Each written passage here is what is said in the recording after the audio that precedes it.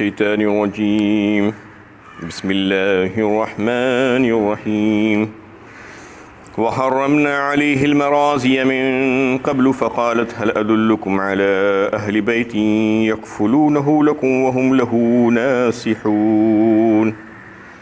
اور ہم نے پہلے ہی سے اس پر دائیوں کا دودھ حرام کر دیا تھا۔ تو موسیٰ علیہ السلام کی بہن نے کہا کیا میں تمہیں ایسے گھر والوں کا پتہ بتاؤں جو تمہارے لیے مقررہ مدت تک کے لیے اس کی نگہداشت کرے، اس کے ہمدرد ثابت ہو۔ یہ سورہ قصص کی 12ویں آیت ہے۔ اس سے پہلے سے موسیٰ علیہ السلام کے بچپن کے واقعات کا تذکرہ چل رہا تھا، اور پھر اللہ تعالیٰ نے جو ان کی ماں کو الہام کیا کہ جب تم کو جب خوف ہو جائے تو بچے کو صندوق میں رکھ کر دریا میں ڈال دینا، تو یہی ہوا، اور فرعون کے ملازمین نے اس کو نکالا اور لے کر فرعون کے گھر میں گئے، پھر وہاں پر ان کی پرورش کے تعلق سے بات ہونے لگی۔ لیکن ہوا یہ کہ بچہ جب چھوٹا تھا، دودھ پیتا بچہ تھا، تو اس کو دودھ کی ضرورت تھی، اور پھر اس کے لیے جو ہے شہر سے مختلف قسم کی عورتوں کو بلایا گیا، ناؤں کو بلایا گیا کہ دودھ کا جو اس کی بچے کی حاجت ہے اس کی پوری کرائی جائے۔ لیکن اللہ تعالیٰ کے تکوینی حکم کے ذریعے سے اور قدرت کاملہ کے ذریعے سے اللہ تعالیٰ نے یہ کام کر دیا تھا کہ وہ بچہ کسی اور عورت کا دودھ پینے کے لیے تیار ہی نہیں تھا۔ اللہ تعالیٰ نے اس کو منع کر دیا تھا، کیونکہ جو وعدہ کیا گیا تھا پچھلی آیت میں کہ ہم تم کو اس بچے کو لوٹا دیں گے اور پھر اس کو رسولوں میں شامل فرمائیں گے، تو وعدہ پورا کرنا تھا اللہ تعالیٰ کو۔ تو اس طریقے سے اللہ تعالیٰ نے وہ بچے کے لیے حکم نازل فرما دیا تھا، اور بچہ کسی کا دودھ پیتا ہی نہیں اور چپ بھی نہیں ہوتا ہے، مسلسل روتے جا رہا تھا۔ تو اس کی بہن موسیٰ علیہ السلام کی بہن جو ساتھ آئی تھی، تو وہیں پر کھڑی ہو کر یہ سب دیکھ رہی تھی، اور پھر فوراً اس نے کہا کیا میں تمہیں ایسے ایک گھرانے کا پتہ بتاؤں جو اس کی اچھی طریقے سے نگہداشت کر سکے؟ تو کیونکہ وہ لوگ پریشان تھے تو فوراً کہا کہ ہاں ضرور بتاؤ۔ تو فوراً گئی اور اپنی ماں کو لے کر آ گئی، اور ماں نے آ کر جو ہے بچے کو دودھ پلایا، اور پھر بچے نے خوب اچھا جی بھر کے دودھ پیا۔ اس پر فرعون نے کہا کہ تم ایسا کرو کہ ہمارے پاس رہ جاؤ اس محل میں، اور اس بچے کی اچھی طریقے سے نگہداشت کرو، اس کی پرورش کرو۔ لیکن موسیٰ علیہ السلام کی ماں نے انکار کر دیا اور کہا کہ مجھے اور دوسرے بھی کام ہیں، دوسرے بھی ذمہ داریاں ہیں، میں یہاں پر نہیں رہ سکتی۔ بالآخر یہ طے پایا کہ بچے کو لے کر جا کر تم اپنے پاس رکھو گی اور اس کی نگہداشت کرو گی، اور پھر یہاں سے ہم تمہیں اس کا جو ہے وظیفہ مقرر کریں گے۔ یعنی سبحان اللہ، کیا اللہ کی قدرت ہے! دیکھیے کہ اللہ تعالیٰ جو ہے خود کے اپنے بچے کو دودھ پلانے کا جو ہے معاوضہ شاہی محل سے عطا فرما رہے ہیں۔ کیسا انتظام اللہ تعالیٰ نے فرمایا! اسی بچے کو جس کی خاطر وہ ہزاروں لاکھوں بچوں کو قتل کر رہا تھا، لیکن اس بچے کی حفاظت اور پھر اس کی نگہداشت اور پھر اس کے ماں کے حوالے کر دینا، یہ اللہ کا جو وعدہ تھا وہ وعدہ سچا کر دکھایا۔ یعنی سب سے پہلے اللہ تعالیٰ نے بتا دیا کہ یہ وعدے جو ہے ہم جو ہے سچے کرتے ہیں۔ فرددناہ الی امہ کی تقر عینہا ولا تحزن ولتعلم ان وعد اللہ حق ولکن اکثرہم لا یعلمون۔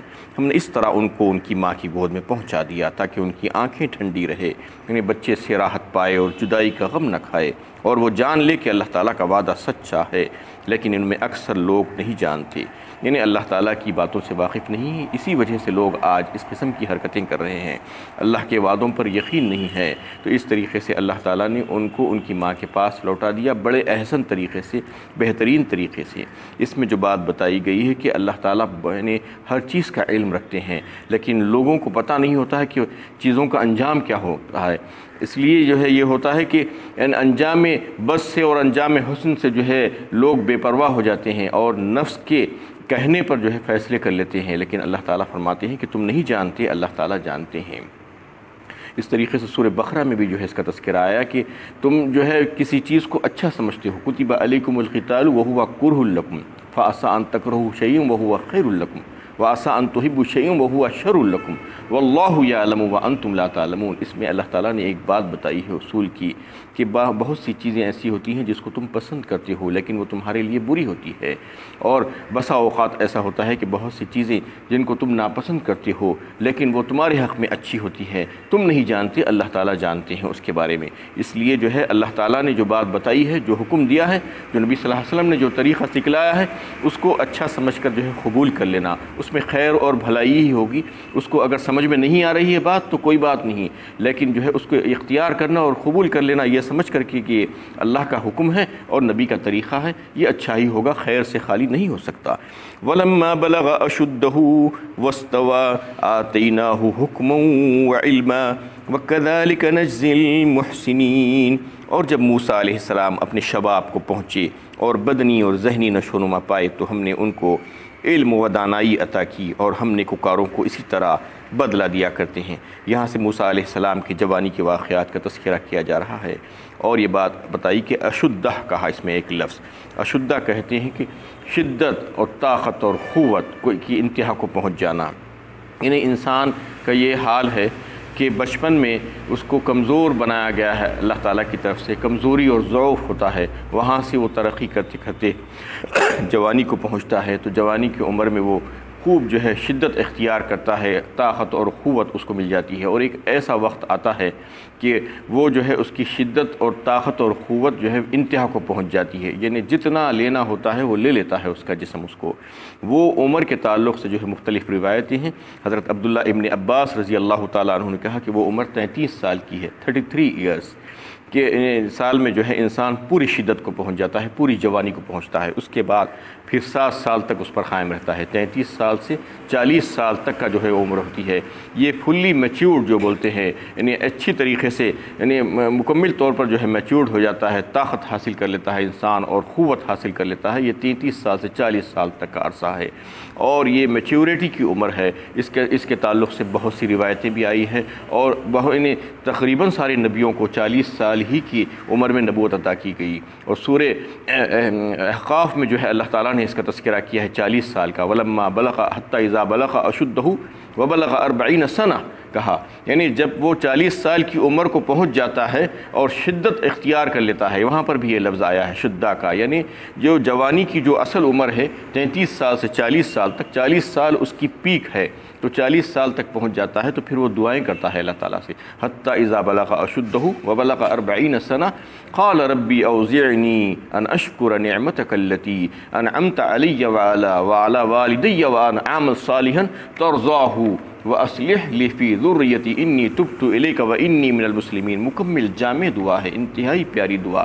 یہ دعا اللہ تعالیٰ فرما رہے ہیں کہ 40 سال کی عمر میں انسان کرتا ہے کہ مجھے توفیق دیجیے، یعنی جس کو توفیق ملتی ہے، جو ہدایت کی طلب کرتا ہے، جو ہے اس کے بارے میں سوچتا ہے، وہی یہ دعا کرتا ہے، ورنہ جو ہے بے خبر بہت سے ہیں غافل دنیا میں، 40 سال کیا 60-70 سال میں بھی جو ہے وہ یہ دعائیں نہیں کر سکتے، اگر جو ہے ان کو تڑپ نہیں ہے دل میں تو، ورنہ جو ہے جس کے دل میں تڑپ ہے تو 40 سال میں جو ہے اس کا یہ حال ہو جاتا ہے کہ وہ اللہ سے دعائیں مانگتا ہے، توفیق مانگتا ہے، اور یہ کہتا ہے کہ یا اللہ آپ نے مجھ پر اور میرے والدین پر جو نعمتیں اور جو احسانات کی ہے، میں اس کا شکر گزار بندہ بن جاؤں، مجھے توفیق عطا فرمائیے، اور میرے بچوں کو بھی، میری اولاد کو بھی جو ہے نیک اور صالح بنا دیجئے، اور میں آپ کا فرما بردار مسلم بندہ بن جاؤں، اور آپ سے رجوع کرنے والا، توبہ استغفار کرنے والا بندہ بن جاؤں، یہ دعا کرتا ہے بندہ۔ تو اس طریقے سے جو ہے اشدہ عمر جو ہے وہ 33 سال سے 40 سال ہے، بہت سی روایتوں سے یہ بات سامنے آئی ہے۔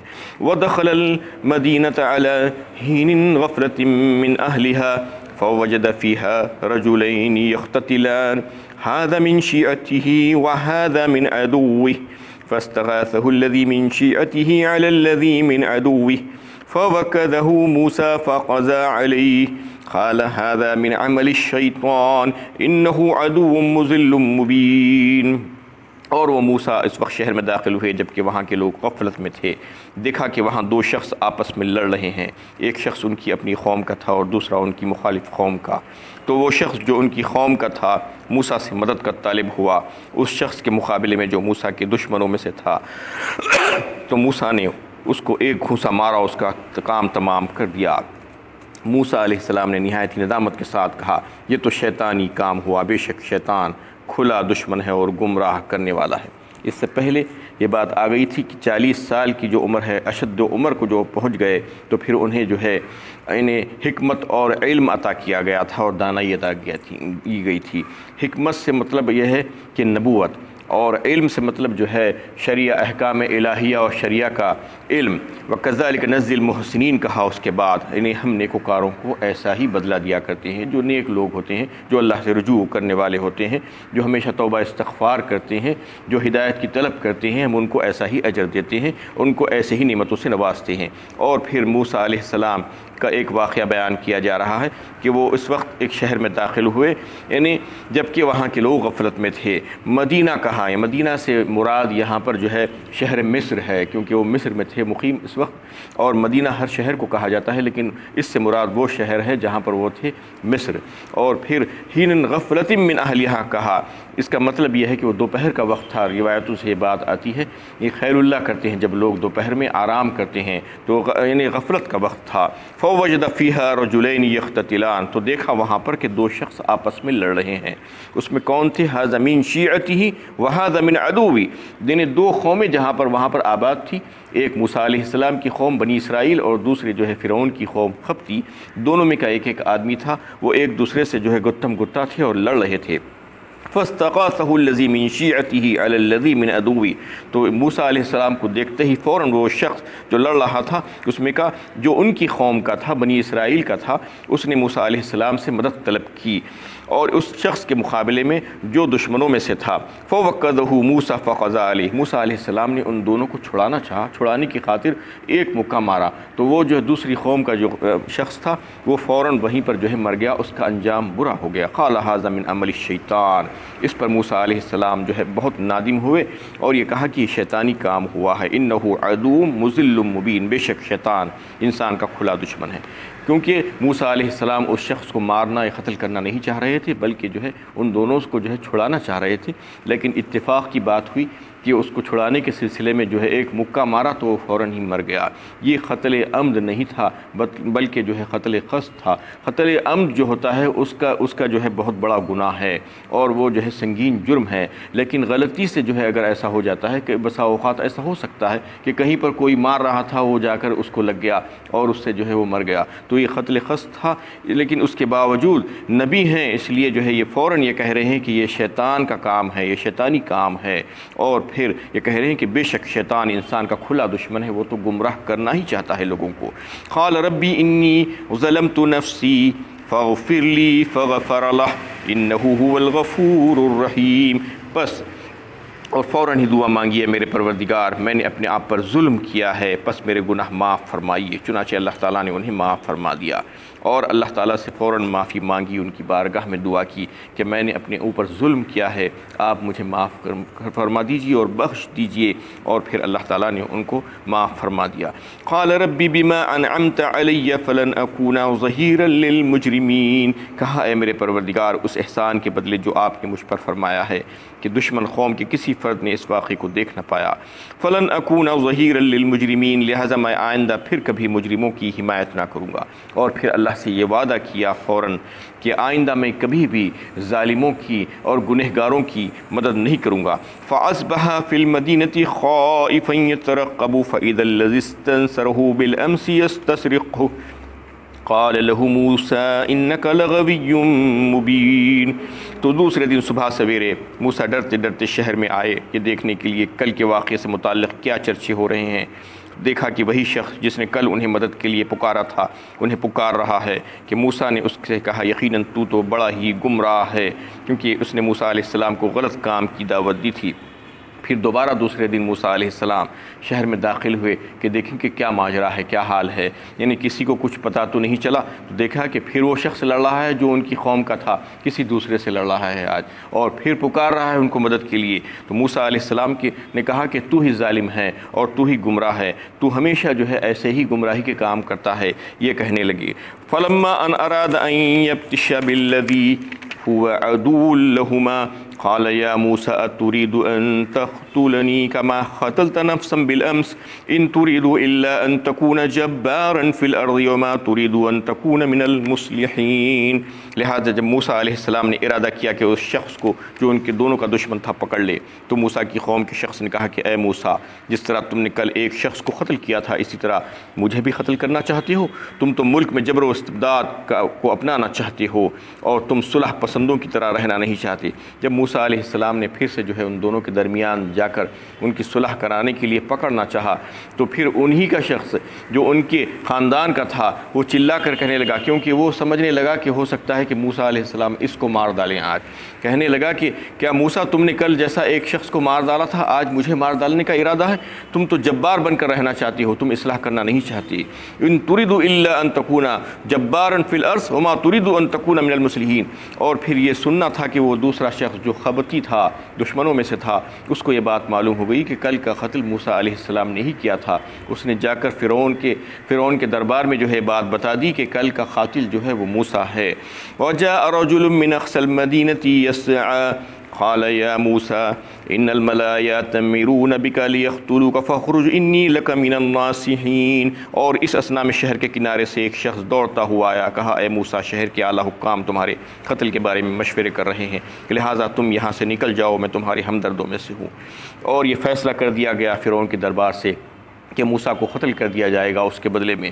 تو ان کا ایک بہی قون جو ہے جاننے والا جو تھا موسیٰ علیہ السلام کا، لیکن وہ فرعون کی قوم میں سے تھا، لیکن بتایا جاتا ہے کہ اس نے اپنے ایمان کو چھپا کر رکھا تھا. وہ فوراً شہر کے ایک کنارے سے دوڑتا ہوا آیا اور موسیٰ علیہ السلام سے کہنے لگا کہ تمہارے قتل کے فیصلہ کر دیا گیا ہے اور اس کے تعلق سے مشورے ہو رہے ہیں، لہٰذا میرا مشورہ تمہارے لیے ہے کہ فوراً تم یہاں سے نکل جاؤ، میں تمہارا بہی خواہ ہوں، تمہارا ہمدرد ہوں.